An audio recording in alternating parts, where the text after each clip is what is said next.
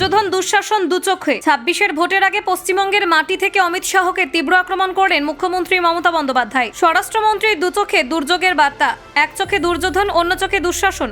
অমিত শাহকে হঠাৎ করে কেন আক্রমণ করলেন মুখ্যমন্ত্রী মমতা বন্দ্যোপাধ্যায়? শুধু তাই নয়, চ্যালেঞ্জ ছুড়ে দিলেন কমিশনকেও। এনআরসি ডিটেনশন ক্যাম্প হবে না, কৃষ্ণনগর থেকে ফের করা বার্তা মুখ্যমন্ত্রীর। ১.৫ কোটি নাম বাদ দেওয়ার চেষ্টা চলছে। কমিশন বিজেপি যোগসাজশে বিস্ফোরক অভিযোগ মমতার। ভোটার তালিকা নিয়ে কমিশনকে সরাসরি হুঁশিয়ারি মমতার। বিজেপির আইটি সেল দিয়ে ভোট করানোর ছক, বিরাট তোপ দাগলেন মুখ্যমন্ত্রী। ভোট আগের ষড়যন্ত্রে রয়েছে টাকার হাত, বিজেপিকে কড়া বার্তা দিলেন মমতা। দেখুন ঠিক কি ঘটল। কৃষ্ণনগরের জনসভা থেকে আরও তীব্র সুরে কেন্দ্রীয় স্বরাষ্ট্রমন্ত্রী অমিত শাহকে আক্রমণ করলেন মুখ্যমন্ত্রী মমতা বন্দ্যোপাধ্যায়।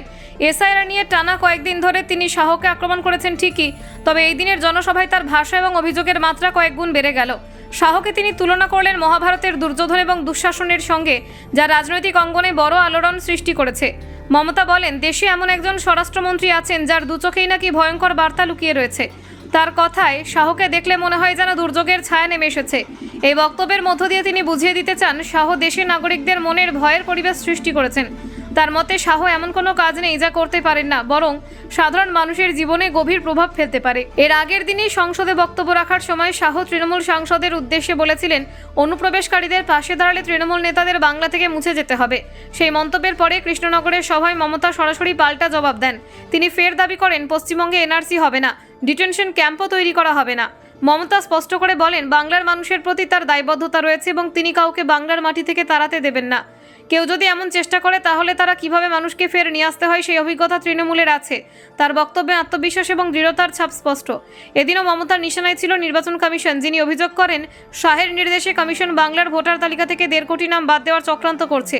তার দাবি, জেলা শাসকদের ওপর চাপ সৃষ্টি করে এই কাজ করানো হচ্ছে, যা গণতান্ত্রিক ব্যবস্থার পরিপন্থী। ভোটার তালিকা বিতর্কে বিহারের উদাহরণ টেনে মমতা বলেন, বিহারে হয়তো কমিশন এই কাজ করতে পেরেছে, কিন্তু বাংলায় তা সফল হবে না। তার মতে বাংলার মানুষের প্রতিবাদ করার ক্ষমতা অন্য রাজ্যের তুলনায় বেশি এবং তারা অন্যায় বরদাস্ত করবেন না। মমতা অভিযোগ করেন, বিজেপির আইটি সেলের তৈরি তালিকা ধরে খসড়া ভোটার তালিকা তৈরি করা হচ্ছে। তার মতে এটি এক প্রকার পূর্ব পরিকল্পিত ষড়যন্ত্র, যাতে ভোটের প্রভাব বিস্তার করা যায়। তিনি বলেন, বিজেপি প্রযুক্তির সাহায্যে ভোটকে প্রভাবিত করতে চাইছে, কিন্তু বাস্তবে কোনো লাভ হবে না। কৃষ্ণনগরের সভা থেকে তিনি আবারও ভোট ভাগের ষড়যন্ত্র নিয়ে সতর্ক করেন। তার দাবি, ভোট এলেই বিজেপি টাকা ছড়িয়ে ভোট ভাগ করতে নামে। বিশেষ করে সংখ্যালঘু ভোট ব্যাংককে বিভাজন ঘটানোর চেষ্টা করা হয়, তাই তিনি মানুষকে সতর্ক থাকতে বলেন। রাজনৈতিক মহলের মতে মুর্শিদাবাদের ভরতপুরে সাসপেন্ডেড বিধায়ক হুমায়ুন কবিরের সাম্প্রতিক কার্যকলাপ, বিশেষ করে বাবরি মসজিদের শিলান্যাস সংখ্যালঘু ভোটে বিভ্রান্তি সৃষ্টি করেছে। সেই প্রসঙ্গে হয়তো মমতা ভোট ভাগ হওয়া নিয়ে সতর্ক করছেন। ১১ই ডিসেম্বর এসআইআরের প্রথম ধাপ শেষ হয়। এই দিনে মমতা জানান, তিনি এখনও ফর্ম পূরণ করেননি। আগে জানা গিয়েছিল তিনি ফর্ম হাতে নিয়েছেন, কিন্তু পরে তিনি নিজেই সমাজ মাধ্যমে স্পষ্ট করেন যে তিনি ফর্ম নেননি।